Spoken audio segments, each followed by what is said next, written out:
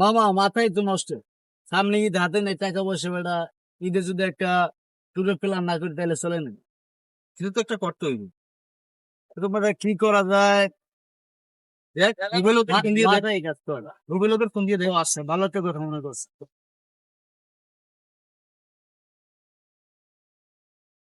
এই মামা, তোরা আছো কই? আচ্ছা, একটা প্ল্যান করছিলাম, তোরা একটু দেখা করতে মোরে আয় তো একটু। হ্যাঁ, একটু ইমার্জেন্সি আয়। আচ্ছা আচ্ছা, ঠিক আছে, ওকে, চালু কর। মামা দাঁড়া, দাঁড়া, দাঁড়া, দাঁড়া।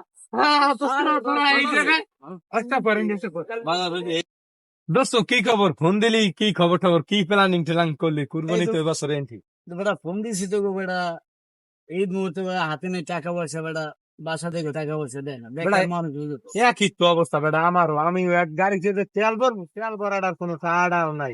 এটা কি করুন যায়? তোর তো একটা প্ল্যান ট্যান কর। তো দেখ কি প্ল্যান করা যায়। দেখ, ঢাকা থেকে কেরাই ভাই ব্রাদার।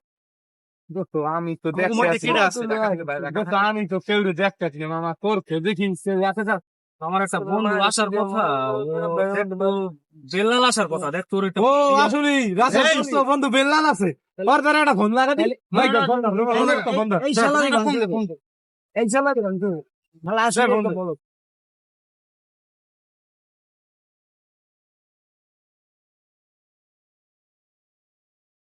হ্যালো, আসসালামু আলাইকুম। বন্ধু বেল্লাল নাকি? ঈদ মোবারক। হ্যাঁ, কবে আসা পারবে গ্রামে? ও আচ্ছা, আপনি চলে আসছেন অলরেডি। তোমার অপেক্ষায় আছি বন্ধু আমরা।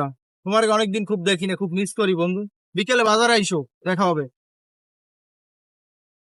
আচ্ছা আচ্ছা, ওকে। আচ্ছা মামা, তাহলে মামা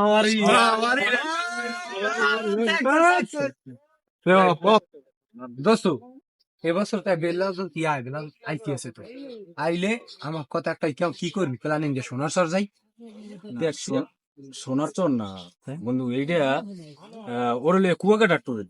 দেখ তোরা ঠিক ঠিক আছে, আছে এটা একটা ভালো কুয়াকাটা যাই দিনে চলে আসা যাবে। সোনার চর এখন বৈরি আবহাওয়া, সুতরাং এখন ঝামেলা হইতে পারে। এখন কুয়াকাটা এইটাই ঠিক আছে, ওটাই ঠিক। তা ডান আইলে কোনো কুয়োগাটাই আর কোনো নেগেটিভ কোনো কথা নাই, কুয়োগাটাই সাকসেস আমার কথা। ঠিক আছে, তোরা যেটা ভালো মনে করে এটাই কর। আচ্ছা ঠিক আছে, ওকে ডান। রাব্বি তোরা ফোন দিছে কে জান দেখতো?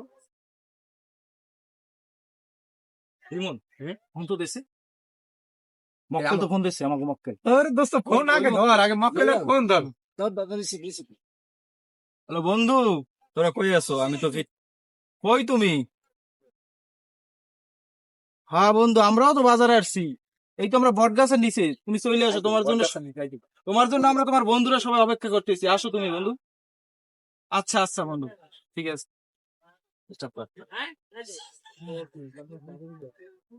আরে মা আমরা তো তোমার অপেক্ষায় আছি। বন্ধু ভালো আছো? বসো বসো বসো বসো বউ বউ বউ বসো বসো। কি অবস্থা বন্ধু? চাকরি বাকরি করো, এসির মধ্যে থাকো বন্ধু?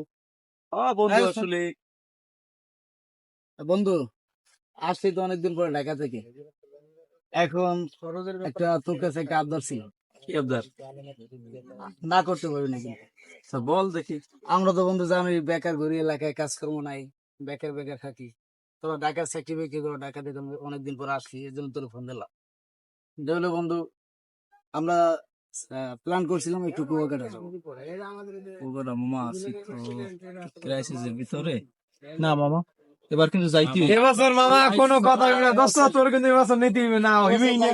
ওই সমস্ত নাটক করিস না তো বোধারে টাকা পয়সা থাকলো তোরা কি ইনগ্রিডিয়েন্ট সার্ভি কবে ক ঢাকা কোন আইছি অনেকদিন পর। এলাকায় বেটা ইয়ে যদি খরচা পাতি না করে বেটা উড়ে দূরে খরচা করবি, কি কর টাকা থাও কি করতে বেটা। না যাই হোক, আচ্ছা বন্ধু, ঠিক আছে, তাই অনেকদিন পর সিচুয়েশনটা মাথায় রাখিস বন্ধু। সমাজের মধ্যবিত্তদের জীবনটা এমনই হয়। সাধ্য না থাকা সত্ত্বেও আত্মীয় স্বজন বন্ধুবান্ধব অনেকেরই শখ আবদার পূরণ করতে হয়।